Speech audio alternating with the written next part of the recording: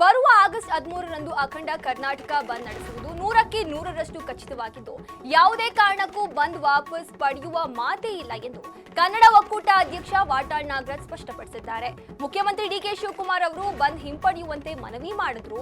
ಅದನ್ನ ತಿರಸ್ಕರಿಸಿರುವ ಕನ್ನಡ ಪರ ಸಂಘಟನೆಗಳು ಸಮಗ್ರ ಕನ್ನಡಿಗರ ಹಿತರಕ್ಷಣೆಗೆ ಬಂದ್ ನಡೆಸೇ ತೀರುವುದಾಗಿ ಮೈಸೂರಿನಲ್ಲಿ ಘರ್ಜಿಸಿವೆ.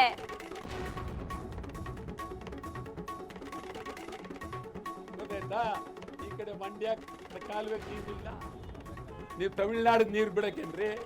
ನಮ್ಮ ಜಲಾಶಯ ಕಟ್ಟಿರೋದು ಮಳೆಯಲ್ಲಿ ನೀರು ಬಂದ್ಬಿಡ್ತು ಅಂತ ಅದಕ್ಕ ಈ ನೀರು ಯಾಕೆ ಈ ನೀರಿಗೆ ನಾವು ಮೇಕೆದಾಟು ಕಟ್ಟಬೇಕು ಅಂತಿರೋದು.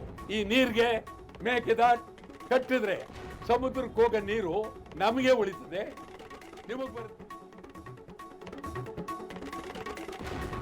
ಸರ್ವಪಕ್ಷಗಳ ಸಭೆ ಬಳಿಕ ಸುದ್ದಿಗೋಷ್ಠಿಯಲ್ಲಿ ಮಾತನಾಡಿದ ಡಿಕೆ ಶಿವಕುಮಾರ್, ಕಾವೇರಿ ಜಲಾನಯನ ಪ್ರದೇಶದ ಜನತೆ ಆತಂಕ ಪಡುವುದು ಬೇಡ. ರಾಜ್ಯ ಕಾಂಗ್ರೆಸ್ ಸರ್ಕಾರ ರೈತರ ಪರವಾಗಿ ನಿರ್ಧಾರ ಕೈಗೊಳ್ಳಲಿದೆ.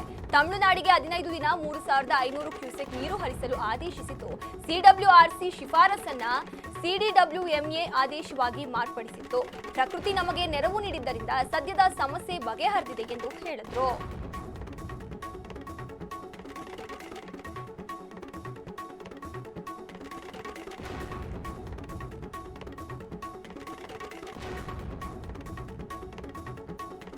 ತಮಿಳುನಾಡಿಗೆ ಕಾವೇರಿ ನೀರು ಬಿಡುವ ವಿಚಾರವಾಗಿ ಬೆಂಗಳೂರಿನಲ್ಲಿಂದು ಸಿಎಂ ಡಿಕೆಶಿ ನೇತೃತ್ವದಲ್ಲಿ ಸರ್ವಪಕ್ಷಗಳ ಸಭೆ ನಡೆಯಿತು. ಸಿಎಂ ಗೃಹ ಕಚೇರಿಯಲ್ಲಿ ನಡೆದ ಸಭೆಯಲ್ಲಿ ಜಲಸಂಪನ್ಮೂಲ ಸಚಿವ ರಾಮಲಿಂಗಾರೆಡ್ಡಿ, ಮಾಜಿ ಸಿಎಂಗಳಾದ ಸಿದ್ದರಾಮಯ್ಯ, ಕುಮಾರಸ್ವಾಮಿ, ಯಡಿಯೂರಪ್ಪ, ಸದಾನಂದ ಗೌಡ, ಜಗದೀಶ್ ಶೆಟ್ಟರ್, ವೀರಪ್ಪ ಮೊಯ್ಲಿ, ಕೇಂದ್ರ ಸಚಿವರು, ಬಿಜೆಪಿ ನಾಯಕರಾದ ವಿಜಯೇಂದ್ರ, ಆರ್ ಅಶೋಕ್, ಸಂಸದರು, ಕಾವೇರಿ ಭಾಗದ ಶಾಸಕರು, ಸಂಸದರು, ಜೆಡಿಎಸ್ ಶಾಸಕರು ಪಾಲ್ಗೊಂಡಿದ್ದರು. ನಿನ್ನೆ ಒಂದೇ ದಿನ 10,500 ಕ್ಯೂಸೆಕ್ ಹೆಚ್ಚು ನೀರು ಹರಿಸಿದ ಹಿನ್ನೆಲೆಯಲ್ಲಿ ಸರ್ವಪಕ್ಷದ ಸಭೆಗೆ ಮಹತ್ವ ಇಲ್ಲ, ಆದರೆ ಔಪಚಾರಿಕವಾಗಿ ಸಭೆ ನಡೆಯುತ್ತದೆ ಎಂದು ನಾಯಕರು ಅಭಿಪ್ರಾಯಪಟ್ಟರು. ಆದರೆ ನೀರಿನ ವಿಚಾರವಾಗಿ ತಮಿಳುನಾಡು ಸುಪ್ರೀಂ ಮೊರೆ ಹೋದ ಬಗ್ಗೆ ಚರ್ಚೆ ನಡೆಯಿತು. ಜೊತೆಗೆ ಸರ್ಕಾರ ಕಾನೂನು ತಜ್ಞರ ಸಲಹೆ ಪಡೆಯಲಿದೆ.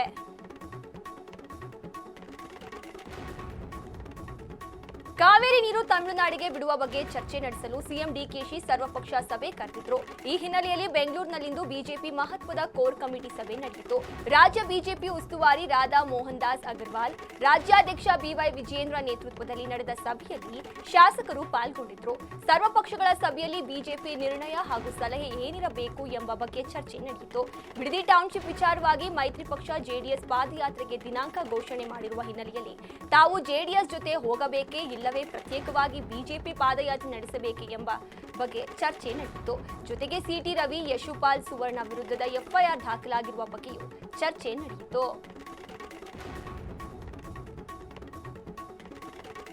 ರಾಜ್ಯ ರಾಜಕೀಯದ ಬಹುನಿರೀಕ್ಷಿತ ಪಟ್ಟದ ಆಟಕ್ಕೆ ಕೊನೆಗೂ ಕ್ಲೈಮ್ಯಾಕ್ಸ್ ಸಿಕ್ಕಿದೆ. ನಾಳೆ ಸಂಜೆ ನೂತನ ಸಚಿವರ ಪ್ರಮಾಣ ವಚನ ಸ್ವೀಕಾರ ಸಮಾರಂಭ ಫಿಕ್ಸ್ ಆಗಿದ್ದು, ರಾಜಭವನದಲ್ಲಿ ಸಿದ್ಧತೆಗಳು ಬಿರುಸಿನಿಂದ ಸಾಗಿವೆ. ಹೈಕಮಾಂಡ್ ಸಿದ್ಧಪಡಿಸಿರುವ ಅಂತಿಮ ಸಚಿವ ಸಂಪುಟದ ಪಟ್ಟಿ ಇಂದು ಮುಖ್ಯಮಂತ್ರಿ ಡಿಕೆ ಶಿವಕುಮಾರ್ ಕೈ ತಲುಪಲಿದೆ. ಎಐಸಿಸಿ ಪ್ರಧಾನ ಕಾರ್ಯದರ್ಶಿ ಕೆಸಿ ವೇಣುಗೋಪಾಲ್ ಇಂದು ರಾಜ್ಯಕ್ಕೆ ಆಗಮಿಸುತ್ತಿದ್ದು, ಪಟ್ಟಿಯನ್ನ ಸಿಎಂ ಅವರಿಗೆ ಹಸ್ತಾಂತರಿಸಲಿದ್ದಾರೆ. ಈವರೆಗೂ ಪಟ್ಟಿಯ ಗುಟ್ಟನ್ನ ಕಾಪಾಡಿಕೊಂಡು ಬಂದಿರುವ ಕಾಂಗ್ರೆಸ್ ಹೈಕಮಾಂಡ್ ಯಾರ್ಯಾರಿಗೆ ಮಂತ್ರಿಗಿರಿ ಭಾಗ್ಯ ನೀಡಿದೆ ಎನ್ನುವ ಕುತೂಹಲ ತೀವ್ರಗೊಂಡಿದೆ. ರಾಜ್ಯ ರಾಜಕಾರಣ ಹಾಗೂ ಮತದಾರರ ವಲಯದಲ್ಲಿ ಸಂಚಲನ ಮೂಡಿಸುವಂತಹ ಬೆಳವಣಿಗೆಯೊಂದು ನಡೆದಿದೆ. ಕರ್ನಾಟಕದಲ್ಲಿ ಸುಮಾರು 1 ಕೋಟಿಗೂ ಹೆಚ್ಚು ಮತದಾರರ ಹೆಸರುಗಳನ್ನ ಮತದಾರರ ಪಟ್ಟಿಯಿಂದ ವಜಾಗೊಳಿಸಲು ಚುನಾವಣಾ ಆಯೋಗ ಸಿದ್ಧತೆ ನಡೆಸಿದೆ. ಅಕ್ರಮ ಹಾಗೂ ನಕಲಿ ಮತದಾನಕ್ಕೆ ತಡೆ ನೀಡುವ ಉದ್ದೇಶದಿಂದ ಆಯೋಗವು ರಾಜ್ಯಾದ್ಯಂತ ನಡೆಸಿದ ತೀವ್ರ ಪರಿಶೀಲನೆ ವೇಳೆ ಬರೋಬ್ಬರಿ 1,12,112,457 ಮತಗಳನ್ನ ಎಎಸ್ಡಿಡಿಒ ಎಂದು ಗುರುತಿಸಿ ಮಾರ್ಕ್ ಮಾಡಿದೆ. ಈ ಮೂಲಕ ಬೋಗಸ್ ಮತದಾರರಿಗೆ ಆಯೋಗ ಶಾಶ್ವತ ಕತ್ತರಿ ಹಾಕಲು ಮುಂದಾಗಿದೆ. ಕಲಬುರಗಿ ಜಿಲ್ಲೆ ಅಫಜಲಪುರ ತಾಲೂಕಿನ ಕರಜಗಿ ಗ್ರಾಮದ ಮುರಾರ್ಜಿ ದೇಸಾಯಿ ವಸತಿ ಶಾಲೆಯಲ್ಲಿ ಕಲುಷಿತ ಆಹಾರ ಸೇವಿಸಿ 55 ಅಮಾಯಕ ವಿದ್ಯಾರ್ಥಿಗಳು ವಾಂತಿ, ಹೊಟ್ಟೆ ನೋವಿನಿಂದ ಅಸ್ವಸ್ಥಗೊಂಡು ಆಸ್ಪತ್ರೆ ಸೇರಿದ ಘಟನೆಯ ವಿರುದ್ಧ ಫ್ರೀಡಂ ಟಿವಿ ವಿಸ್ತೃತ ಹಾಗೂ ಸತತ ವರದಿ ಪ್ರಸಾರ ಮಾಡಿತ್ತು. ಈ ವರದಿಯ ಬೆನ್ನಲ್ಲೇ ಎಚ್ಚೆತ್ತುಕೊಂಡಿರುವ ಅಧಿಕಾರಿಗಳು ಬೇಜವಾಬ್ದಾರಿತನ ಹಾಗೂ ಕರ್ತವ್ಯ ಲೋಪ ಎಸಗಿದ್ದ ಶಾಲೆಯ ಪ್ರಾಂಶುಪಾಲ ಮತ್ತು ವಾರ್ಡನ್ ಇಬ್ಬರನ್ನ ತಕ್ಷಣದಿಂದ ಜಾರಿಗೆ ಬರುವಂತೆ ಅಮಾನತುಗೊಳಿಸಿ ಆದೇಶ ಹೊರಡಿಸಿದ್ದಾರೆ. ಕುಂದಾನಗರಿ ಬೆಳಗಾವಿಯ ಅಥಣಿಯಲ್ಲಿ ರಾಜಕೀಯ ರಂಗೇರಿದೆ. ಆರ್ಎಸ್ಎಸ್ನ ಹಿರಿಯ ಮುಖಂಡ ಅರವಿಂದ್ ರಾವ್ ದೇಶಪಾಂಡೆ ಅವರ ಅಥಣಿಯಲ್ಲಿರುವ ನಿವಾಸಕ್ಕೆ ಬಿಜೆಪಿ ನಾಯಕರ ದಂಡು ದಿಢೀರ್ ಭೇಟಿ ನೀಡಿ ಮಾತುಕತೆ ನಡೆಸಿದೆ. ಮಾಜಿ ಕೇಂದ್ರ ಸಚಿವ ಅನಂತ್ ಕುಮಾರ್ ಹೆಗಡೆ, ಮಾಜಿ ಮುಖ್ಯಮಂತ್ರಿ ಜಗದೀಶ್ ಶೆಟ್ಟರ್ ಹಾಗೂ ಮುಖಂಡ ಸಾಬಣ್ಣ ತಳವಾರ್ ಅವರು ಒಂದೇ ಬಾರಿಗೆ ಸಂಘದ ಪ್ರಮುಖರ ಮನೆಗೆ ಆಗಮಿಸಿದ್ದು ಕಮಲ ಪಾಳ್ಯದಲ್ಲಿ ದೊಡ್ಡ ಮಟ್ಟದ ಚರ್ಚೆಗೆ ಗ್ರಾಸವಾಗಿದೆ.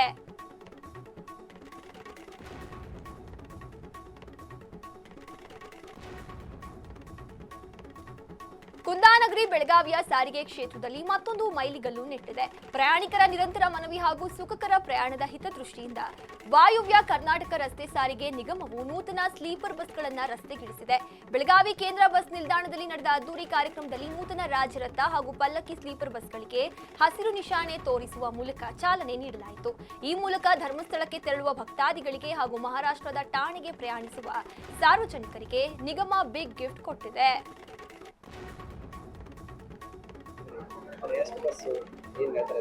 ವಾಯುವ್ಯ ಕರ್ನಾಟಕದಿಂದ ಇವತ್ತು ಬೆಳಗಾವಿಯಿಂದ ಒಟ್ಟು 6 ಬಸ್ ಅನ್ನು ಇವತ್ತು ನಾವು ಲೋಕಾರ್ಪಣೆ ಮಾಡಿದ್ದೀವಿ. ಒಂದು ಬೆಳಗಾಂ ಬೆಂಗಳೂರು, ಬೆಂಗಳೂರು ಬೆಳಗಾಂ, ಬೆಳಗಾಂ ಠಾಣೆ, ಠಾಣೆ ಬೆಳಗಾಂ ಮತ್ತು ಮತ್ತೊಂದು ದೇವನಹಳ್ಳಿಯ ಖಾಸಗಿ ಕಾಲೇಜು ಆವರಣದಲ್ಲಿ ಹಮ್ಮಿಕೊಳ್ಳಲಾಗಿದ್ದ ಬೃಹತ್ ಅರಿವು ಕಾರ್ಯಕ್ರಮದಲ್ಲಿ ಡ್ರಗ್ಸ್ ಬೇಡ ಬ್ರೋ ಎಂಬ ವಿಶಿಷ್ಟ ಜಾಗೃತಿ ಅಭಿಯಾನಕ್ಕೆ ಚಾಲನೆ ನೀಡಲಾಯಿತು. ಕಾರ್ಯಕ್ರಮದಲ್ಲಿ ಭಾಗವಹಿಸಿ ಮಾತನಾಡಿದ ಆಹಾರ ಮತ್ತು ನಾಗರಿಕ ಸರಬರಾಜು ಸಚಿವ ಕೆಎಚ್ ಮುನಿಯಪ್ಪ ಅವರು, ವಿದ್ಯಾರ್ಥಿಗಳೇ ಈ ದೇಶದ ಅತಿದೊಡ್ಡ ಆಸ್ತಿ. ಅವರ ಭವಿಷ್ಯ ಹಾಳಾಗದಂತೆ ನೋಡಿಕೊಳ್ಳುವುದು ಶೈಕ್ಷಣಿಕ ಸಂಸ್ಥೆಗಳು ಹಾಗೂ ಇಡೀ ಸಮಾಜದ ಕರ್ತವ್ಯ ಎಂದು ಪ್ರತಿಪಾದಿಸಿದರು.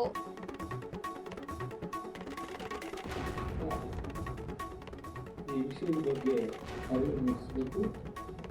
ಮಕ್ಕಳನ್ನ ಈ ಚಟಗಳಿಂದ ದೂರ ತರಬೇಕಾಗುತ್ತೆ. ಏನೆಲ್ಲ ಸ್ಟೆಪ್ಸ್ ತಗೊಳ್ಬೇಕು ಅನ್ನೋದ್ರ ಬಗ್ಗೆ ಸಾಕಷ್ಟು ವಿವರವಾಗಿ ಈಗ ದೇಶದ ಯುವ ಸಮುದಾಯವನ್ನ ಮಾದಕ ವ್ಯಸನದಿಂದ ದುರಭ್ಯಾಸದಿಂದ ಮುಕ್ತಗೊಳಿಸಲು ಪ್ರಧಾನಮಂತ್ರಿ ನರೇಂದ್ರ ಮೋದಿ ಅವರು ಬೃಹತ್ ಹೆಜ್ಜೆ ಇಟ್ಟಿದ್ದಾರೆ. ಕೇಂದ್ರ ಯೋಜನಾ ಮತ್ತು ಕ್ರೀಡಾ ಸಚಿವಾಲಯದ ಆಶ್ರಯದಲ್ಲಿ ಹಮ್ಮಿಕೊಳ್ಳಲಾಗಿದ್ದ ದೇಶವ್ಯಾಪಿ ನಶಾಮುಕ್ತ ಯುವ ಅಭಿಯಾನಕ್ಕೆ ಪ್ರಧಾನಿ ಮೋದಿ ಅವರು ವರ್ಚುವಲ್ ಮಾಧ್ಯಮದ ಮೂಲಕ ಚಾಲನೆ ನೀಡಿದರು. ದೇಶದ ಭವಿಷ್ಯವಾಗಿರುವ ಯುವ ಜನತೆ ಮಾದಕ ವಸ್ತುಗಳಿಂದ ದೂರವಿದ್ದು ಆರೋಗ್ಯಕರ ಹಾಗೂ ಸಮೃದ್ಧ ಭಾರತ ನಿರ್ಮಾಣಕ್ಕೆ ಕೈ ಜೋಡಿಸುವಂತೆ ಪ್ರಧಾನಿ ಕರೆ ನೀಡಿದರು. ಕುಂದಾನಗರಿ ಬೆಳಗಾವಿಯ ಪ್ರತಿಷ್ಠಿತ ಕೆಎಲ್ಇ ಸಂಸ್ಥೆ ಹಾಗೂ ಕ್ರಾಂತಿವೀರ ಸಂಗೊಳ್ಳಿ ರಾಯಣ್ಣ ಪದವಿ ಕಾಲೇಜಿನ ನೂರಾರು ವಿದ್ಯಾರ್ಥಿಗಳು ಈ ವರ್ಚುವಲ್ ಕಾರ್ಯಕ್ರಮದಲ್ಲಿ ನೇರವಾಗಿ ಭಾಗವಹಿಸಿ ಪ್ರತಿಜ್ಞೆ ಸ್ವೀಕರಿಸಿದರು.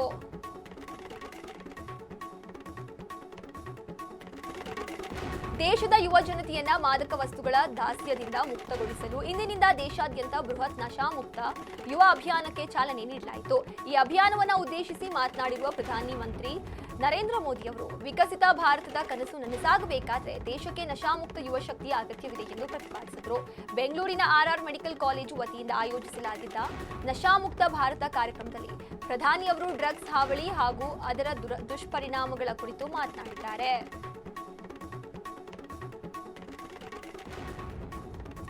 ಖಾಕಿ ಸಮವಸ್ತ್ರದ ಹಿಂದೆ ಕರುಣಾಮಯಿ ಹೃದಯವೂ ಇದೆ ಎಂಬುದಕ್ಕೆ ಬೆಸ್ಟ್ ಎಕ್ಸಾಂಪಲ್ ನೀಡುವ ಘಟನೆಯೊಂದು ಬೆಂಗಳೂರಿನಲ್ಲಿ ನಡೆದಿದೆ.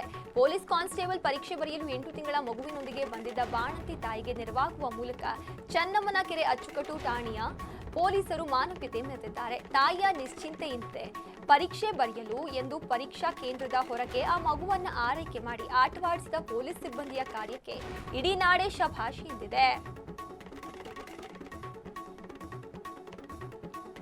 ಗ್ರಾಮದ ಕೆರೆಕಟ್ಟೆಗಳನ್ನ ಸಂರಕ್ಷಿಸಬೇಕಾದ ಅಧಿಕಾರಿಯೇ ಮಣ್ಣು ಮಾಫಿಯಾ ಜೊತೆ ಹಸ್ತಲಾಘವ ಮಾಡಿದ್ರೆ ಕೆರೆ ಉಳಿಯುವುದಾದರೂ ಹೇಗೆ ಎಂಬ ಪ್ರಶ್ನೆ ಉದ್ಭವವಾಗಿದೆ.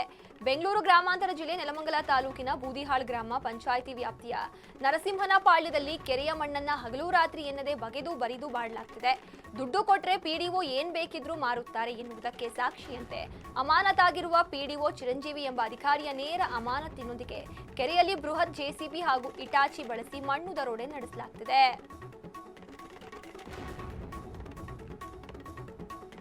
ಬಾಗಲಕೋಟೆ ಜಿಲ್ಲೆಯಲ್ಲಿ ಬಡವರ ಪಡಿತರ ಅಕ್ಕಿಗೆ ಕನ್ನ ಹಾಕ್ತಿದ್ದ ಕಪ್ಪು ಮಾರುಕಟ್ಟೆ ದಂಧೆಗೆ ಆಹಾರ ಇಲಾಖೆ ಬ್ರೇಕ್ ಹಾಕಿದೆ.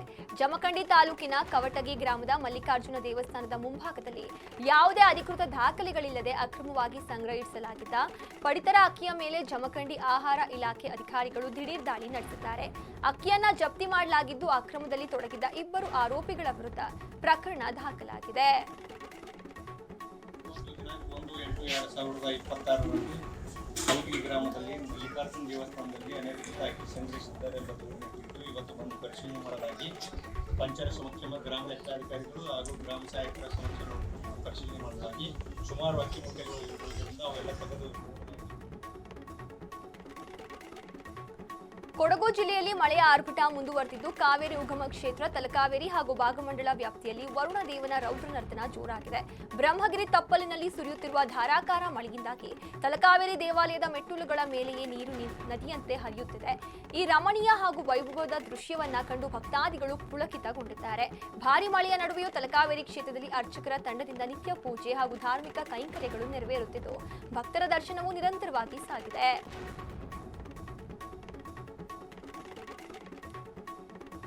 ಬೆಳಗಾವಿ ಜಿಲ್ಲೆಯಲ್ಲಿ ಮಳೆಯ ಆರ್ಭಟದ ಬೆನ್ನಲ್ಲೇ ಜೀವನದಿಗಳು ಕಳೆಗಟ್ಟಿವೆ. ಕಿತ್ತೂರು ತಾಲೂಕಿನ ಹುಣಸಕಟ್ಟಿ ಗ್ರಾಮದಲ್ಲಿ ಉಕ್ಕಿ ಹರಿಯುತ್ತಿರುವ ಮಲಪ್ರಭಾ ನದಿಗೆ ಶಾಸಕ ಬಾಬಾ ಸಾಹೇಬ್ ಪಾಟೀಲ ಅವರ ಪತ್ನಿ ರೋಹಿಣಿ ಪಾಟೀಲ ಅವರ ನೇತೃತ್ವದಲ್ಲಿ ಭಕ್ತಿಪೂರ್ವಕವಾಗಿ ಬಾಗಿನ ಅರ್ಪಿಸಲಾಯಿತು. ಮಲಪ್ರಭಾ ನದಿಗೆ ಒಳಹರಿವು ಗಣನೀಯವಾಗಿ ಹೆಚ್ಚಾದ ಹಿನ್ನೆಲೆಯಲ್ಲಿ ನದಿ ತಾಯಿಗೆ ಕೃತಜ್ಞತೆ ಸಲ್ಲಿಸಲು ಗ್ರಾಮಸ್ಥರು ಹಾಗೂ ಮಹಿಳೆಯರು ವೈಭವದ ಮೆರವಣಿಗೆಯ ಮೂಲಕ ತೆರಳಿ ವಿಶೇಷ ಪೂಜೆ ನೆರವೇರಿಸಿದರು.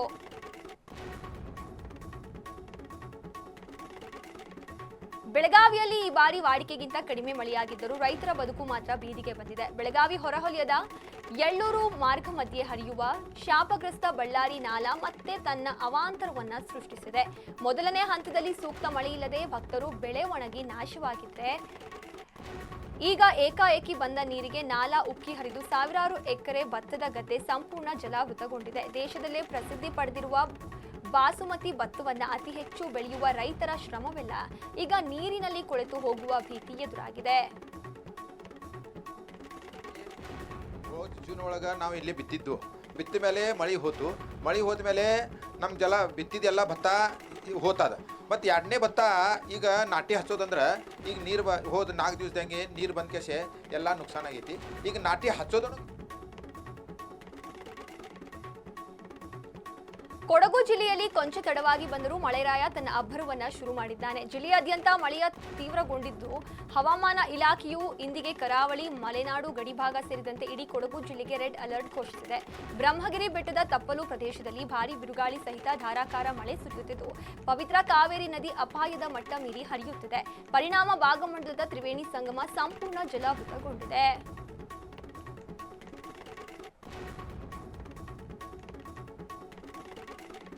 ಒಂದೆಡೆ ಮಳೆ ಅಭಾವದ ಹೊಡೆತ, ಮತ್ತೊಂದೆಡೆ ಏಕಾಏಕಿ ನದಿಗೆ ಹರಿದು ಬಂದ ಪ್ರವಾಹದ ನೀರು. ಬೆಳಗಾವಿಯ ಚಿಕ್ಕೋಡಿ ತಾಲೂಕಿನ ಯಕ್ಸಂಬ ಗ್ರಾಮದ ಮಲ್ಲಾಂಕಿಯಲ್ಲಿ ರೈತರ ಬದುಕು ಸಂಪೂರ್ಣ ದುಸ್ತರಗೊಂಡಿದೆ. ಮಹಾರಾಷ್ಟ್ರದ ರಾಧಾನಗರಿ ಜಲಾಶಯದಿಂದ ಯಾವುದೇ ಮುನ್ಸೂಚನೆ ನೀಡದೆ ನೀರು ಬಿಟ್ಟಿರೋದ್ರಿಂದ ರೈತರ ಲಕ್ಷಾಂತರ ರೂಪಾಯಿ ಮೌಲ್ಯದ ಬೆಳೆಗಳು ಹಾಗೂ ಮೋಟಾರ್ ಪಂಪ್ ಸೆಟ್ಗಳು ಜಲಾವೃತಗೊಂಡಿದೆ.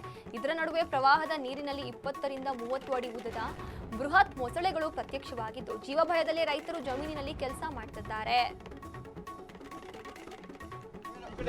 ಹೊಸ ಮೀನು ಬರ್ತಾವ ಮೊಟ್ಟೆ ಮ್ಯಾಗ ಹೋಗಿದ್ವಿ ಇಟ್ಟು ನೀರಿಲ್ಲ ಇದ್ರಿ ನೀರು ಬಿಸಿಲು ಬೀಜ ತಂದ ಕಿಸಿಂದ ಗಪ್ ಹೊತ್ತಿದವ್ರಿ ಪಂಪ್ ಸೆಟ್ ಅದಾವ್ರಿ ಮೋಟರ್ದವ್ರಿ ಏಕದಮ್ ಅಚಾನಕ್ 3 ಫುಟ್ ನೀರು ಏರಿ ಅವ್ರು ರಾತ್ರಿಗೆ 3 ಫುಟ್ ಏರಿ ಪಂಪ್ ಮೋಟ್ರ್ ಎಲ್ಲ ಮುನಿ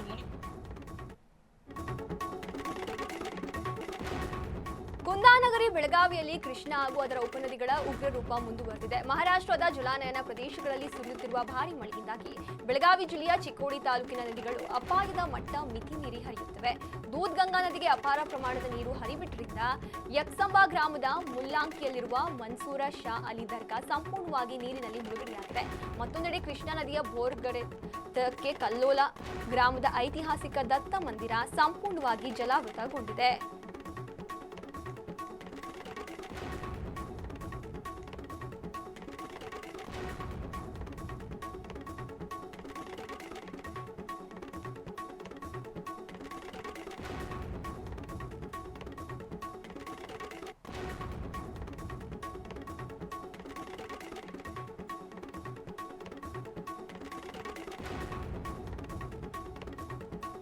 ಶಿವಮೊಗ್ಗ ಜಿಲ್ಲೆಯ ಮಲೆನಾಡು ಭಾಗದಲ್ಲಿ ಸುರಿಯುತ್ತಿರುವ ಧಾರಾಕಾರ ಮಳೆಗೆ ತೀರ್ಥಹಳ್ಳಿ ಭಾರೀ ದುರಂತವೊಂದು ಸಂಭವಿಸಿದೆ. ತೀರ್ಥಹಳ್ಳಿ ಪಟ್ಟಣದ ಇಂದಿರಾನಗರದಲ್ಲಿ ತಡರಾತ್ರಿ ಏಕಾಏಕಿ ಭಾರೀ ಪ್ರಮಾಣದ ಗುಡ್ಡ ಕುಸಿದು ಬಿದ್ದಿದೆ. ರಾತ್ರಿ ಗಾಢ ನಿದ್ರೆಯಲ್ಲಿದ್ದಾಗ ಸಂಭವಿಸಿದ ಈ ಅನಾಹುತಕ್ಕೆ ಮಣ್ಣಿನ ಅಡಿಯಲ್ಲಿ ಸಿಲುಕಿ ಮಗು ಸೇರಿದಂತೆ ಒಂದೇ ಕುಟುಂಬದ 3 ಪ್ರಾಣ ಕಳೆದುಕೊಂಡಿದ್ದಾರೆ. ಘಟನೆಯಲ್ಲಿ ಪಕ್ಕದ ಶೆಡ್ನಲ್ಲಿದ್ದ ಇತರ ಕಾರ್ಮಿಕರು ಗಂಭೀರವಾಗಿ ಗಾಯಗೊಂಡಿದ್ದು ಆಸ್ಪತ್ರೆಗೆ ರವಾನಿಸಲಾಗಿದೆ. ಮಹಾರಾಷ್ಟ್ರದ ಪಶ್ಚಿಮ ಘಟ್ಟ ಭಾಗದಲ್ಲಿ ವರುಣ ದೇವನ ಆರ್ಭಟ ಜೋರಾಗಿದ್ದು, ಬೆಳಗಾವಿ ಜಿಲ್ಲೆಯ ಗೋಕಾಕ್ ತಾಲೂಕಿನ ಪ್ರಸಿದ್ಧ ಗೂಡಚಿನ ಮಲ್ಕಿ ಜಲಪಾತ ಬೋರ್ಗರೆಯುತ್ತಾ ಜಲವೈಭವ ಮೆರೆಯುತ್ತಿದೆ. ಮಾರ್ಕಂಡಯ್ಯ ನದಿ ಹಾಗೂ ಬಳ್ಳಾರಿ ನಾಲಾದಿಂದ ಬೃಹತ್ ಪ್ರಮಾಣದ ನೀರು ಹರಿದು ಬರ್ತಿದ್ದು, ಜಲಪಾತ ರೌದ್ರ ರಮಣೀಯವಾಗಿ ಧುಮ್ಮುಕುತ್ತಿವೆ. ಈ ನಡುವೆ ಲೋಕೋಪಯೋಗಿ ಹಾಗೂ ಜಿಲ್ಲಾ ಉಸ್ತುವಾರಿ ಸಚಿವ ಸತೀಶ್ ಜಾರಕಿಹೊಳಿ ಅವರು ಗೂಡಚಿನ ಮಲ್ಕಿ ಗ್ರಾಮದಲ್ಲಿರುವ ಜಲಪಾತಕ್ಕೆ ಭೇಟಿ ನೀಡಿ ಪರಿಶೀಲನೆ ನಡೆಸಿದ್ದಾರೆ. ಸರ್ ಇವತ್ತಿನ ಭೇಟಿ ಸರ್ GRBC ಕಾಲುವೆ ಕಳೆದ 10 ವರ್ಷದಿಂದ ಇಲ್ಲಿ ಕ್ಲೀನ್ ನಾವು ಬಿಟ್ಟಿದ್ದೀವಿ. ಆದರೆ ಸಂಪೂರ್ಣವಾಗಿ ಮುಂದೆ ಹೋಗ್ತಾ ಇಲ್ಲ. ಕಾರಣ ಅಂದರೆ ಈ ಮೇನ್ ಕಾಲುವೆಯಲ್ಲಿ ಲೀಕೇಜ್ ಇರೋದ್ರಿಂದ ಮುಂದೆ ಹೋಗ್ಲಿಕ್ಕಾಗಲ್ಲ. ಅದಕ್ಕೆ ಇನ್ನೊಂದು 10 ಸೆಕ್ಷನ್ ಮಾಡಿ ಮುಂದಿನ ರೈತರು ಕೊಡುವಂಥ ಪ್ರಯತ್ನ ಮಾಡ್ತೀವಿ. ನಮಗೆ ಟೈಮ್ ಸಿಕ್ಕರೆ 15 ಟೈಮ್. ಬೆಂಗಳೂರಿನ ಬಾಣಸವಾಡಿ ವ್ಯಾಪ್ತಿಯಲ್ಲಿ ಕನಿಷ್ಠ ಸೌಲಭ್ಯವೂ ಇಲ್ಲದೆ ಜನಸಾಮಾನ್ಯರು ಕಣ್ಣೀರಿನಲ್ಲಿ ಕೈ ತೊಳೆಯುವಂತಾಗಿದೆ. ಸಚಿವ ಕೆಜೆ ಜಾರ್ಜ್ ಅವರ ಪ್ರತಿನಿಧಿಸುವ ಕ್ಷೇತ್ರ ವ್ಯಾಪ್ತಿಯ ಜೈ ಭಾರತ್ ನಗರ, ಮಾರುತಿ ಸೇವಾ ನಗರ ಹಾಗೂ ವಿವೇಕಾನಂದ ನಗರದ 3 ಏರಿಯಾಗಳಲ್ಲಿ ಕಳೆದ 1 ವರ್ಷದಿಂದ ಚರಂಡಿ ನೀರು ಎಲ್ಲೆಂದರಲ್ಲಿ ನಿಂತು ದುರ್ವಾಸನೆ ಬೀರತೊಡಗಿದೆ. ಸುಮಾರು 1000ಕ್ಕೂ ಹೆಚ್ಚು ಮನೆಗಳು ಈ ಸಮಸ್ಯೆಯಿಂದ ನಲುಗಿ ಹೋಗಿದ್ದು, ರಸ್ತೆಯಲ್ಲಿ ಓಡಾಡಬೇಕಾದ್ರೆ ಮೂಗು ಮುಚ್ಚಿಕೊಂಡೇ ಸಾಗಬೇಕಾದ ಶೋಚನೀಯ ಪರಿಸ್ಥಿತಿ ಎದುರಾಗಿದೆ. ಸ್ಥಳೀಯರು ಎಷ್ಟು ದೂರು ನೀಡಿದ್ರೂ ಯಾವುದೇ ಪರಿಹಾರ ಸಿಗದೆ ನಿವಾಸಿಗಳು ಆಕ್ರೋಶಗೊಂಡಿದ್ದಾರೆ. ಮರಿ ಆನೆಗಳ ಆಟ ತುಂಟಾಟಗಳನ್ನ ಕಣ್ತುಂಬಿಸಿಕೊಳ್ಳೋದಂದ್ರೆ ಒಂದು ತರಹದ ಖುಷಿ. ಅವುಗಳು ಏನೇ ಮಾಡಿದ್ರೂ ಮುದ್ದಾಗಿ ಕಾಣ್ತವೆ. ಇದೀಗ ಈ ದೃಶ್ಯ ನೋಡಿದ್ರೆ ತಾಯಿಯ ಕಾಳಜಿಯ ಸ್ಪಷ್ಟ ಚಿತ್ರಣ ನಿಮ್ಮ ಕಣ್ಣ ಮುಂದೆ ಬರುತ್ತದೆ. ಮರಿ ಆನೆಯೊಂದು ನೀರಿನ ತೊಟ್ಟಿಯಲ್ಲಿದ್ದ ನೀರನ್ನ ಕುಡಿಯಲು ಪ್ರಯತ್ನಿಸುತ್ತಿದೆ. ತಾಯಾನೆ ತನ್ನ ಕಂದಮ್ಮನನ್ನ ಬೀಳದಂತೆ ಸೊಂಡಿಲಿನಲ್ಲಿ ಹಿಡಿದು ನೀರು ಕುಡಿಯಲು ಸಹಾಯ ಮಾಡಿರುವ ವಿಡಿಯೋ ವೈರಲ್ ಆಗಿದೆ. ಈ ಹೃದಯ ಸ್ಪರ್ಶಿ ದೃಶ್ಯವನ್ನ ನೆಟ್ಟಿಗರು ಕಣ್ತುಂಬಿಸಿಕೊಂಡಿದ್ದಾರೆ. ಸ್ಯಾಂಡಲ್ವುಡ್ನ ಬಾಕ್ಸ್ ಆಫೀಸ್ನಲ್ಲಿ ಧೂಳೆಬ್ಬಿಸಿದ ಅಯೋಗ್ಯ ಸಿನಿಮಾದ ಸೀಕ್ವೆಲ್ ಅಯೋಗ್ಯ 2 ಈಗ ಪ್ರೇಕ್ಷಕರ ಮುಂದೆ ಬರಲು ಸಂಪೂರ್ಣವಾಗಿ ಸಜ್ಜಾಗಿದೆ. KVM ಪ್ರೊಡಕ್ಷನ್ಸ್ ನಿರ್ಮಾಣದ ಈ ಬಹುನಿರೀಕ್ಷಿತ ಚಿತ್ರದ ಪ್ರೀ ರಿಲೀಸ್ ಇವೆಂಟ್ ಬೆಂಗಳೂರಿನ ಮಂತ್ರಿ ಮಾಲ್ನಲ್ಲಿ ವಿಜೃಂಭಣೆಯಿಂದ ನಡೆಯಿತು. ಡಿಂಪಲ್ ಕ್ವೀನ್ ರಚಿತಾರಾಮ್, ಸತೀಶ್ ನೀನಾಸಂ ಸೇರಿದಂತೆ ಚಿತ್ರರಂಗದ ದಂಡೆ ಅದ್ದೂರಿ ಸಮಾರಂಭಕ್ಕೆ ಸಾಕ್ಷಿಯಾಯಿತು. ನಮಸ್ಕಾರ, ಚೆನ್ನಾಗಿದ್ದೀರಾ?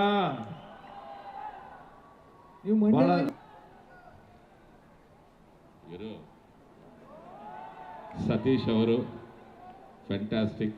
ಇದು 3ನೇ ಕಾಂಬಿನೇಷನ್ ಅನ್ಕೋತೀನಿ ನಾವಿಬ್ಬರು. So very very happy to work with. Commonwealth ಕ್ರೀಡಾಕೂಟದಲ್ಲಿ ಭಾರತದ ಅಥ್ಲೆಟ್ಗಳ ಜಯಬೇರಿ ಮುಂದುವರೆದಿದ್ದು, ಪದಕಗಳ ಅಂಗಳದಲ್ಲಿ ಭಾರತೀಯರ ಆರ್ಭಟ ಮುಗಿಲು ಮುಟ್ಟಿದೆ.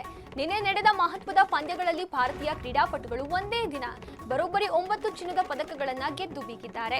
ವಿಶೇಷವಾಗಿ ಬಾಕ್ಸಿಂಗ್ ಅಂಗಳದಲ್ಲಿ ಭಾರತೀಯ ಪಂಚ್ಗೆ ಎದುರಾಳಿಗಳು ಧರಾಶಾಯಿಯಾಗಿದ್ದು, ಬಾಕ್ಸಿಂಗ್ 1ರಲ್ಲೇ 7 ಬಂಗಾರದ ಪದಕಗಳು ಭಾರತದ ಮಡಿಲು ಸೇರಿವೆ. ಈ ಮೂಲಕ ಭಾರತವು ಪದಕಗಳ ಪಟ್ಟಿಯಲ್ಲಿ 4ನೇ ಸ್ಥಾನಕ್ಕೆ ಜಿಗಿದಿದ್ದು, ದೇಶದೆಲ್ಲೆಡೆ ಸಂಭ್ರಮಾಚರಣೆ ಮುಗಿಲು ಮುಟ್ಟಿದೆ.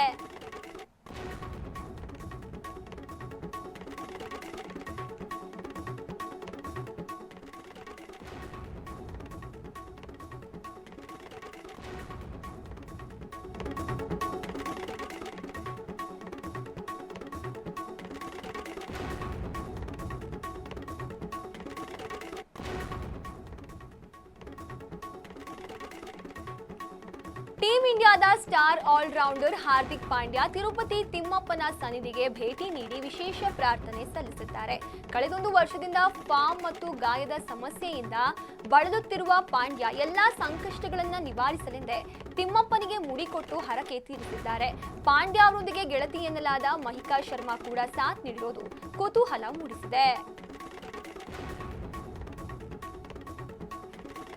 ಭಾರತೀಯ ತಂಡ ಆಗಸ್ಟ್ 4ರಂದು ಶ್ರೀಲಂಕಾ ತಲುಪುವ ನಿರೀಕ್ಷೆ ಇದೆ. 3 ದಿನಗಳ ಪಂದ್ಯದ ನಂತರ ತಂಡವು ಗಾಲೆಗೆ ಪ್ರಯಾಣ ಬೆಳೆಸಿದ್ದು, ಆಗಸ್ಟ್ 15ರಿಂದ ಗಾಲೆ ಅಂತಾರಾಷ್ಟ್ರೀಯ ಕ್ರೀಡಾಂಗಣದಲ್ಲಿ ಮೊದಲ ಟೆಸ್ಟ್ ಪಂದ್ಯ ನಡೆಯಲಿದೆ.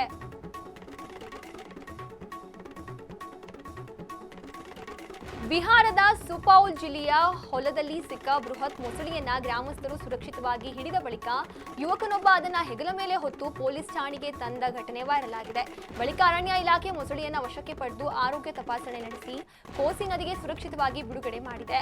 ವನ್ಯಜೀವಿಗಳು ಕಂಡು ಬಂದರೆ ಸಾರ್ವಜನಿಕರು ಸ್ವತಃ ಹಿಡಿಯಲು ಮುಂದಾಗದೆ ಅರಣ್ಯ ಇಲಾಖೆಗೆ ಮಾಹಿತಿ ನೀಡುವಂತೆ ಅಧಿಕಾರಿಗಳು ಮನವಿ ಮಾಡಿದ್ದಾರೆ.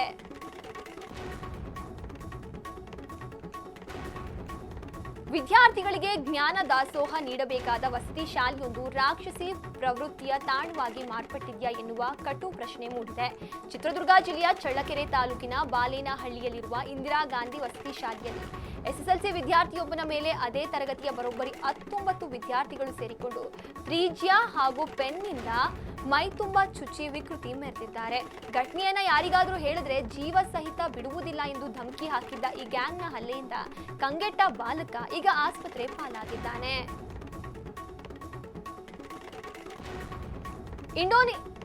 ಇಂಡೋನೇಷ್ಯಾದ ಮಧುರ ದ್ವೀಪದ ಕರಾವಳಿಯಲ್ಲಿ ಪ್ರಯಾಣಿಕರ ಹಡಗಿನಲ್ಲಿ ಭೀಕರ ಬೆಂಕಿ ಕಾಣಿಸಿಕೊಂಡು 5 ಸಾವನ್ನಪ್ಪಿದ್ದಾರೆ ಮತ್ತು 41 ಮಂದಿ ನಾಪತ್ತೆಯಾಗಿದ್ದಾರೆ. ಇಂಜಿನ್ ದೋಷ ಅಥವಾ ಶಾರ್ಟ್ ಸರ್ಕ್ಯೂಟ್ ಅವಘಡಕ್ಕೆ ಕಾರಣವೆಂದು ಶಂಕಿಸಲಾಗಿದೆ.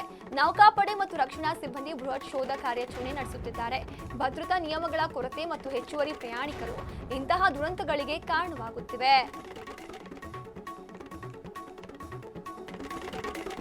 ಮೈಸೂರಿನಲ್ಲಿ ಕಾಮಗಾರಿ ವೇಳೆ ಅನಾಹುತವೊಂದು ಸಂಭವಿಸಿದೆ. ಟಿ ನರಸೀಪುರ ತಾಲೂಕಿನ ಬೂದಳ್ಳಿ ಗ್ರಾಮದಲ್ಲಿ ಬೃಹತ್ ಇಟ್ಟಿಗೆ ಗೂಡು ಏಕಾಏಕಿ ಕುಸಿದು ಬಿದ್ದು ಪರಿಣಾಮ ಕೆಲಸ ಮಾಡುತ್ತಿದ್ದ 3 ಕಾರ್ಮಿಕರು ಮಣ್ಣು ಹಾಗೂ ಇಟ್ಟಿಗೆಗಳ ಅಡಿಯಲ್ಲಿ ಸಿಲುಕಿ ದಾರುಣವಾಗಿ ಪ್ರಾಣ ಕಳೆದುಕೊಂಡಿದ್ದಾರೆ. ಪ್ರಾಣಪಣಕ್ಕಿಟ್ಟು ದುಡಿಯುತ್ತಿದ್ದ 3 ನಿರುಪದ್ರವಿ ಕಾರ್ಮಿಕರು ಸ್ಥಳದಲ್ಲೇ ಶವವಾಗಿ ಬಿದ್ದಿದ್ದು ಘಟನಾ ಸ್ಥಳದಲ್ಲಿ ಕುಟುಂಬಸ್ಥರ ಆಕ್ರಂದನ ಮುಗಿಲು ಮುಟ್ಟಿದೆ.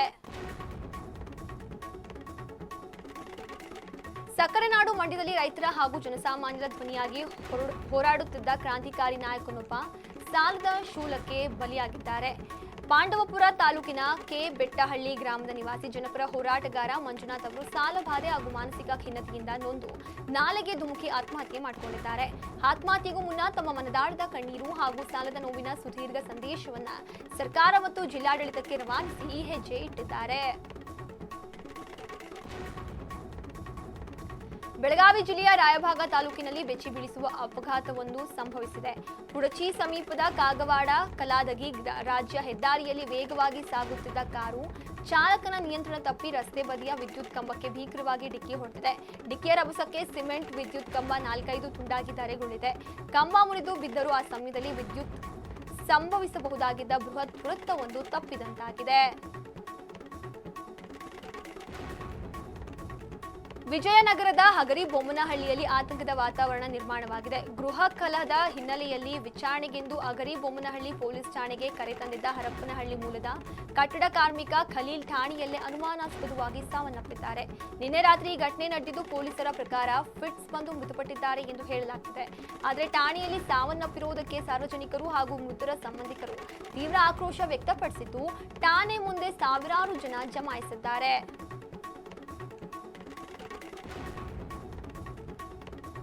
ಹೊರವಲಯದ ಸುಲ್ತಾನ್ ಬತ್ತೇರಿ ರಸ್ತೆಯ ಶ್ರೀರಾಮ ದೇವರ ಗುಡ್ಡದ ಬಳಿ ಅಪಘಾತಕಾರಿ ಘಟನೆಯೊಂದು ನಡೆದಿದೆ. ತಡರಾತ್ರಿ ವೇಳೆ ಪ್ರದೇಶದ ಮೇಲಿನ ಅಧಿಕಾರಕ್ಕಾಗಿ 2 ಚಿರತೆಗಳ ನಡುವೆ ಭೀಕರ ಕಾಳಗ ನಡೆದಿದ್ದು ಈ ಘಟನೆಯಲ್ಲಿ ಸುಮಾರು 3 ವರ್ಷದ ಗಂಡು ಚಿರತೆಯೊಂದು ದಾರುಣವಾಗಿ ಸಾವನ್ನಪ್ಪಿದೆ. ಪಶುವೈದ್ಯಕೀಯ ತಪಾಸಣೆಯ ವೇಳೆ ಚಿರತೆಗಳ ಕಾಳಗದಿಂದಲೇ ಈ ಸಾವು ಸಂಭವಿಸಿದೆ ಎಂದು ಸತ್ಯ ಬಹಿರಂಗವಾಗಿದೆ.